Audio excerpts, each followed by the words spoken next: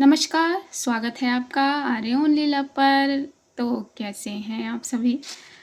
दुआ और उम्मीद दोनों है कि आप सभी बहुत अच्छे होंगे और बहुत अच्छा चल रहे होंगे। तो कैसा रहा आपका एक हफ्ता? मिस किया मुझे?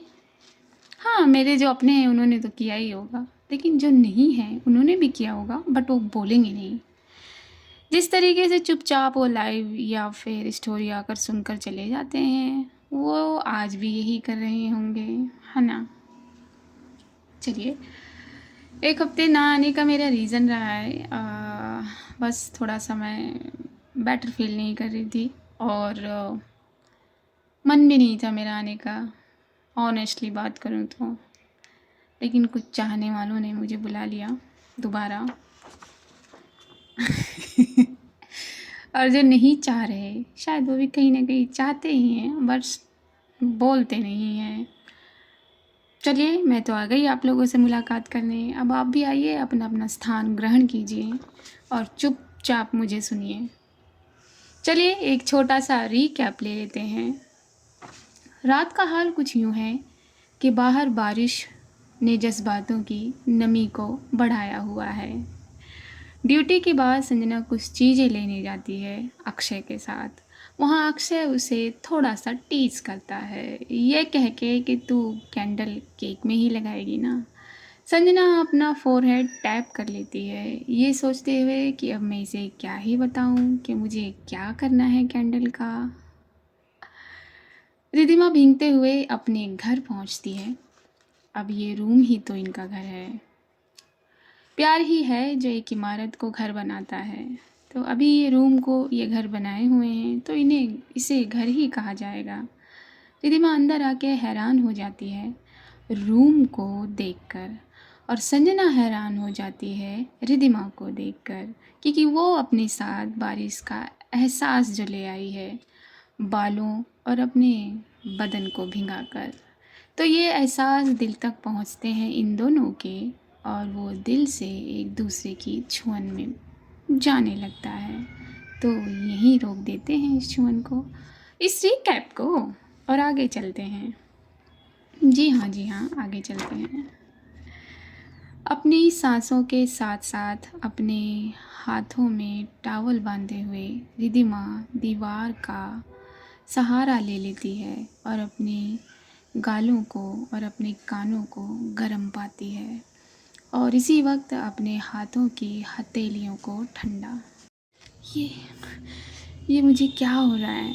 अपने लफ्ज़ों को थामते हुए रिधिमा ने कहा, और उसके शब्दों को उसकी मुस्कुराहट ने वहीं रोक दिया। क्या क्या ये सच में हो रहा है? संजना ने चेहरे को आसमान की तरफ करते हुए कहा। इस अंधेरी रात में भी संजना का चेहरा चमक उठा है। सच में? हाँ, सच में, संजना ने अपने आप को यकीन दिलाते हुए कहा, और अपने सीधे हाथ को अपनी गर्दन के पीछे वाले हिस्से पर रब किया। उसकी खुशी उसकी उसके होंठ बाखूबी बयां कर रहे थे। अपनी दोनों बाहों को खोलकर उसने एक बार फिर से ऊपर देखा।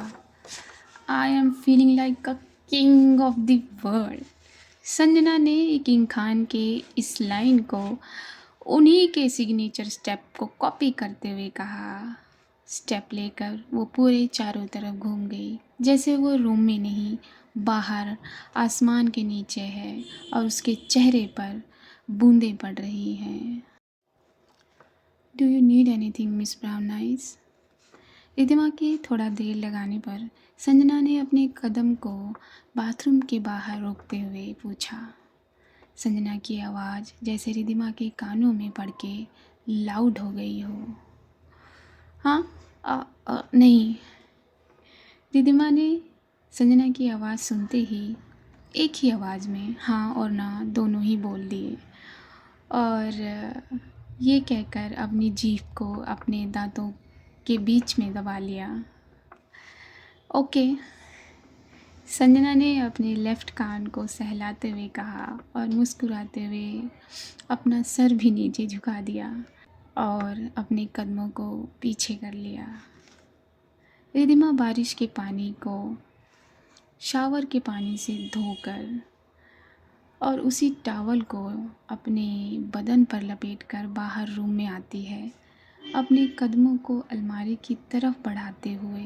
तभी विंडो के पास पानी को साफ करती हुई संजना फर्श पर जो पानी पड़ चुका था रिद्धिमा के गीले हो जाने के कारण उसी पानी को साफ कर रही है। उसी पानी को साफ करते हुए वो अपनी गर्दन को लेफ़्ट साइड की तरफ करते हुए खड़ी हो जाती है और अपने कदमों को रिद्धिमा की तरफ बढ़ने से रोक नहीं पाती। जब रिद्धिमा अपनी तरफ बढ़ते हुए कदम पाती है संजना के, तो वो अपने कदमों को पीछे करने लगती है, मगर संजना के कदम आगे बढ़ते चले जाते हैं और उसके कदमों के साथ साथ जैसे रिद्धिमा की धड़कनों ने अपना ताना बाना बांध लिया हो। रिद्धिमा ये एहसास लेते हुए अपनी आँखों को बंद कर लेती है कि संजना उसके करीब, बहुत करीब आ रही है। पहली बार इस छुअन का एहसास हो रहा है रिद्धिमा को। उसे अच्छा भी लग रहा है और अच्छे के साथ साथ कुछ अलग भी। जैसा रिद्धिमा ने भांपा वैसा ही हुआ। संजना ने वैसा ही किया। उसने अपने सीधे हाथ से रिद्धिमा के लेफ्ट कान पर हरकत करते हुए और अपने चेहरे को राइट कान पर रख दिया। संजना के ऐसा करने से रिद्धिमा अपने सीने में कुछ उथल पुथल पाती है, मगर कुछ कर नहीं पाती। मुझे कपड़े लेने हैं। अपनी सांसों को बांधने की नाकाम कोशिश करते हुए रिद्धिमा ने कहा। रोका किसने है? जाइए, ले लीजिए कपड़े। संजना ने उसके कान में फुसफुसाया, जिससे रिद्धिमा ने अपनी गर्दन को उसी कान की तरफ मोड़ दिया। मुस्कुराते हुए संजना ने रिद्धिमा को उसकी कमर से पकड़कर अपने आप से चिपका लिया। अब इस साइड तो रिद्धिमा ने अपनी गर्दन से जगह को ब्लॉक कर दिया, तो संजना ने अपना चेहरा रिद्धिमा के लेफ़्ट साइड पर रख दिया और वहाँ उसके गले को चूम लिया। अपनी ठंडी गर्दन पर संजना के गर्म होठों का एहसास स्पर्श पाकर रिद्धिमा ने जैसे अपने दिल पर फील किया हो ये स्पर्श, और वो फ़ौरन से भी पहले मुड़ गई और अपने आप को संजना के सामने करते हुए उसने संजना को सीने से लगा लिया। वो संजना को बस एक हाथ से पूरा अपना कर लेना चाहती थी। उसकी कोशिश तो यही थी, क्योंकि एक हाथ से उसने अपने चेस्ट पर अपनी टॉवल को पकड़ा हुआ था। संजना ने दोनों हाथों में अपनी मिस ब्राउन आइज़ को भर लिया है। रिद्धिमा के चेस्ट की चाल उसके दिल के हाल का पूरा ब्यौरा दे रही है। रिलैक्स माई जान, you are in my arm. Riddhima की सांसों को थोड़ा शांत करने के लिए संजना ने अपने लफ्ज़ों को उसके कानों में किया। You are bothering me. Riddhima एक स्ट्रॉन्ग एंड एक टफ लड़की है, लेकिन आज वो मूम हो रही है। उसी मुलायमता को अपने लफ्ज़ों में भरकर रिद्धिमा ने ये कहा।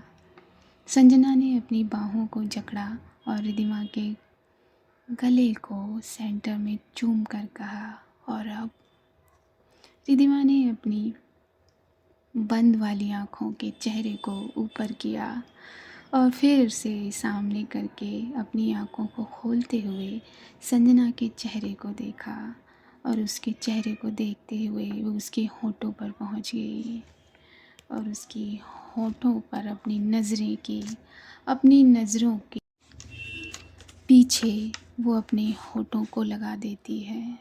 रिद्धिमा अपने दोनों होठों में संजना के होठ पकड़कर कहती है, जब मैंने परेशान किया ना, तो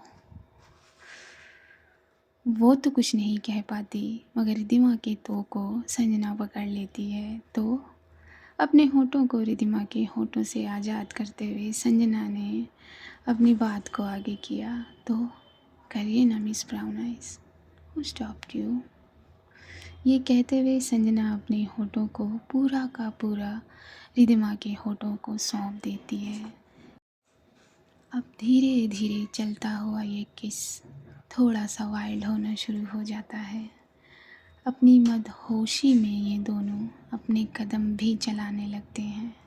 संजना एक कदम पीछे लेती है। जैसे ही उसका पैर वहाँ पड़ता है वो फिसल जाती है, क्योंकि वहाँ पानी पड़ा हुआ है जो संजना ने सुखाने की कोशिश की थी, मगर वो सूख नहीं पाया।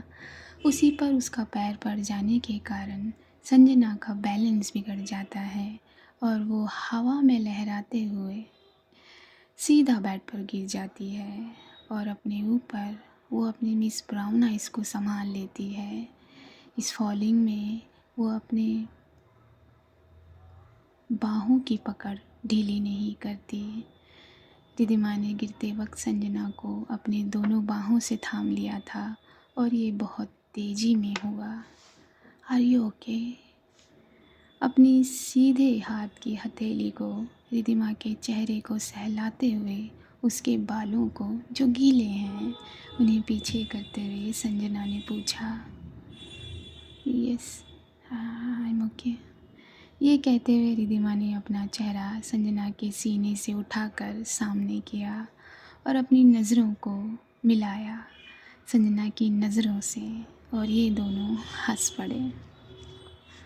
बाहर की जो मध्यम हवाएं थीं उन्होंने थोड़ी सी रफ्तार पकड़ ली थी, जो खिड़की के सहारे अंदर आकर इन जल रही मोमबत्तियों की लौ को छेड़ रही थी और कुछ मोमबत्तियों को छेड़कर बुझा भी दिया था, जिसके कारण कमरे की रोशनी भी धीमी पड़ गई थी। हाँ, लेकिन अगर आप रिद्धिमा और संजना के जितने करीब हैं तो आप एक दूसरे को हल्का हल्का देख सकते हैं, वरना हर चीज़ धुंधली दिखाई पड़ रही है। रिद्धिमा अपनी गर्दन को हल्के से घुमाते हुए संजना के चेस्ट पर ले जाने लगती है, जिससे संजना फिर से बेचैन होने लगती है। उसके हाथ अपने आप रिद्धिमा के बैग पर जाके उसकी बैग को सहलाने लगते हैं और उसकी गर्दन अपने आप ऊपर की तरफ बढ़ने लगती है, जिससे रिद्धिमा को रास्ता मिल जाता है।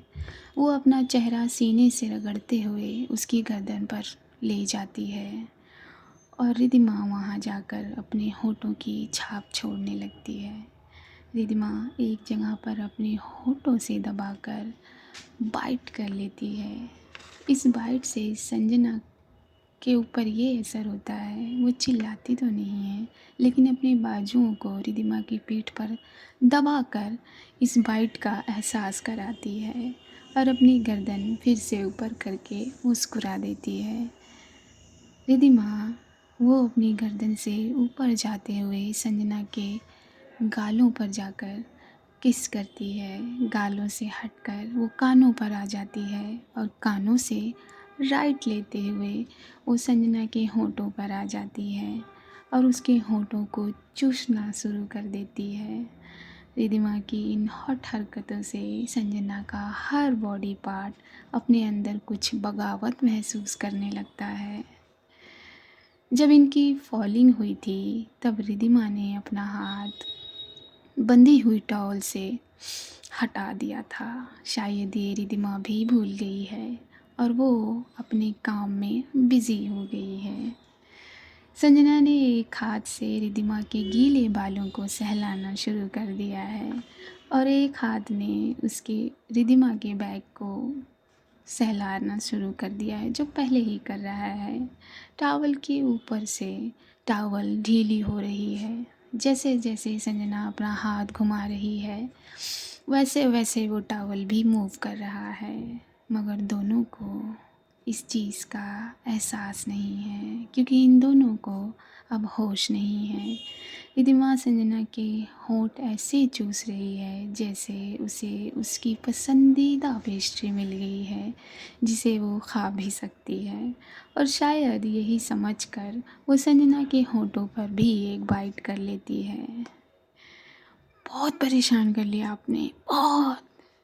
ये कहते हुए संजना रिद्धिमा को दोनों कंधों से पकड़कर दाईं तरफ मुड़ जाती है, जिससे वो रिद्धिमा के ऊपर खुद आ जाती है। ऐसा उसने इसलिए किया कि रिद्धिमा ने उसके होठों पर बाइट किया। संजना और रिद्धिमा एक दूसरे से बहुत बहुत क्लोज़ हैं। इनकी क्लोजनेस का ये हवा भी कुछ नहीं कर पा रही। संजना की इस हरकत से रिधिमा बिल्कुल सीधी हो जाती है और जैसे ही संजना ये करती है, जैसे ही वो अपने अपने आप को उस रिधिमा के ऊपर पाती है, अपनी आंखें फट से बंद कर लेती है और उसकी आंखों का बंद करना देखकर रिधिमा उसे हैरानी से देखने लगती है, ये सोचकर कि इसने आंखें क्यों बंद कर ली। तभी उसकी नज़र अपने आप पर पड़ती है। आ हटो सांझ, ये कहकर रिधिमा संजना को अपने ऊपर से हटा देती है क्योंकि उसने देख लिया है कि संजना ने आंखें बंद क्यों की हैं और अपनी टॉवल को फटाफट से समेटने लगती है। फटाफट के उसके कॉर्नर को ढूंढने लगती है और उसको टॉवल का कॉर्नर मिल ही जाता है। वो जल्दी से जल्दी कैसे न कैसे कैसे भी अपने बदन पर वो टॉवल लपेट लेती है और अपनी बात को आगे करती। आप कितने गंदे हो, रिधिमा ने बड़ा क्यूट मुंह बनाकर ये कहा। मैंने कुछ नहीं किया मिस ब्राउन आइस, आपने ही तो मुझे काटा। अपनी आंखों को बंद करते हुए ही संजना ने कहा, झूठ बोल रहे हो आप, झूठ बोल रहे हो। ये कहते हुए रिधिमा ने संजना से मुंह फेर लिया और वो उसके अपोजिट साइड लेट गई। इन शॉर्ट बैक कर लिया उसने संजना की तरफ, जैसे वो एक रूठने का नाटक कर रही हो या सच में रूठ रही हो। वो रूठ कर अपना बैग जो है वो संजना की तरफ कर लेती है। नहीं, मैं सच बोल रही हूँ मिस ब्राउन आइस, प्लीज़, मैं सच बोल रही हूँ। अपनी आंखों से हल्की हल्की चीटिंग करते हुए संजना ने कहा और जब उसने रिधिमा को देखा, उसके बैग को अपनी तरफ देखा तो अपनी आंखों को पूरा खोल लिया। और मैं थोड़ा सा यहाँ नोटी बना तो इस पार्ट को मैं यहीं रोकती हूँ और आगे मैं कोशिश करूँगी कि जल्दी ये पार्ट लेकर आऊँ। इसके पार्ट का जो अगला भाग है, अगला मोड़ है, क्या करूँ, टाइम नहीं है। लेकिन आप लोगों से मिलना था, आप लोगों से मुलाकात करनी थी, तो मैंने सोचा क्यों ना संजना और रिधिमा के साथ आप लोगों से मिला जाए, तो मिल लिया मैंने। नहीं नहीं नहीं, आप लोगों को कुछ कहने की ज़रूरत नहीं है कि ये क्या हुआ, एक तो इतने दिन बाद आए, ऊपर से इतना छोटा पार्ट, आप ऐसे ही करते हो, इतना छोटा पार्ट क्यों दिया। तो इतना जितना दे रहे हैं उतना ले लो, वरना समझ रहे हो ना आप लोग। तो चलिए, मैं कोशिश करूँगी कि कल कर दूँ, कोशिश करूँगी। आप लोग दुआ कीजिए।